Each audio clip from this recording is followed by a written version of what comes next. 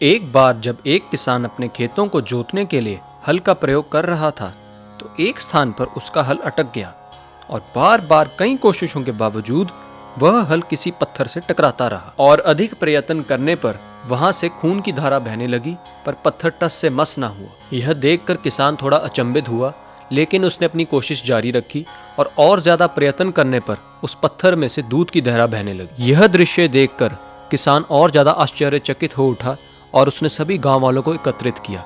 जब गांव के जमींदार को भी इस बारे में पता चला तो वह भी उस स्थान पर पहुंचा और वह भी ये सब देखकर बहुत ही ज्यादा अचंभित हुआ। उसी रात जमींदार को यह स्वप्न आया कि वह पत्थर जिस पर हल लगने से दूध की धारा निकलती दिखी, वहां एक मंदिर बनाकर उस पत्थर को शिवलिंग के रूप में स्थापित किया जाए। स्वप्न टूटने पर सुबह जमींदार ने अपनी स्वप्न वाली बात से पूरे गांव को अवगत करवाया और उस भूमि पर गांव वासियों ने मिलकर एक मंदिर का निर्माण किया और उसमें शिवलिंग की स्थापना की, जिसे खड़ा पत्थर के नाम से जाना जाता है।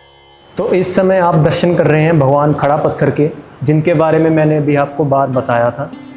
यह माना जाता है कि इनकी शेप है जो खड़ा पत्थर की, ये वैसी की वैसी है, इसमें कोई बदलाव नहीं किया गया। और यहाँ पर जितना इनको खोदने की कोशिश की गई ज़मीन को, यह शिवलिंग उतना ही ऊपर आता गया। इस मंदिर के बाहर एक विशाल प्रांगण है।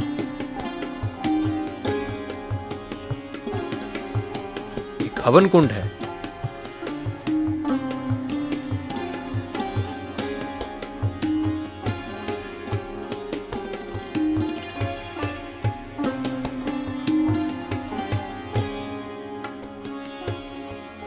और महाशिवरात्रि पर यहाँ विशाल भंडारा व मेले का आयोजन किया जाता है।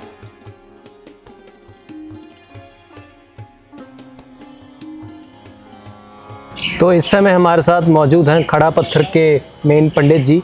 नमस्कार पंडित जी। आयुष्मान आयुष्मान। हमें खड़ा पत्थर मंदिर का इतिहास बताइए। साक्षात भगवान यहाँ विराजमान है, पशुपतिनाथ के नाम से जाने जाते हैं। खड़ा पत्थर ये साथ में एक गांव है, इसी के नाम पे इस गांव को भी खड़ा पत्थर बोलना शुरू कर दिया। यहाँ का मुख्य जो प्रसाद है भगवान का, वो खीर का ही भोग लगता है। जब मंदिर बनाना चाहा तो वहाँ पर एक बट का वृक्ष था, उसको यहाँ पर लगाया गया।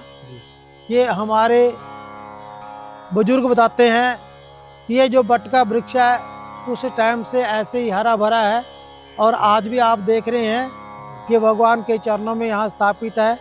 तो यहाँ पे मेला कब कब लगता है? यहाँ पर हमारे यहाँ पर जो वार्षिक भंडारा होता है वो महाशिवरात्रि का होता है जी। एक श्रावण में आता है, एक माघ मास में आता है और उसमें भी बड़ी भारी संख्या में श्रद्धालु दूर दराज से आकर अपनी मनोकामना की पूर्ति प्राप्त करते हैं। आपका भी मैं धन्यवाद करता हूँ, आप आए और इसके बारे में आपने जानकारी दी और आगे आप इसका प्रचार कर रहे हैं। धन्यवाद, आपका भी बहुत बहुत धन्यवाद कि आपने हमें अपना कीमती समय दिया। हर साल महाशिवरात्रि के अवसर पर यहाँ पर हजारों की तादाद में लोग आते हैं और दर्शन करते हैं।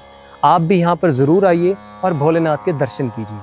यह स्थान पिंजौर से तकरीबन 2.5 से 3 किलोमीटर की दूरी पर है और चंडीगढ़ से इसकी दूरी 25 से 26 किलोमीटर दूर है। हर हर महादेव। शुक्रिया।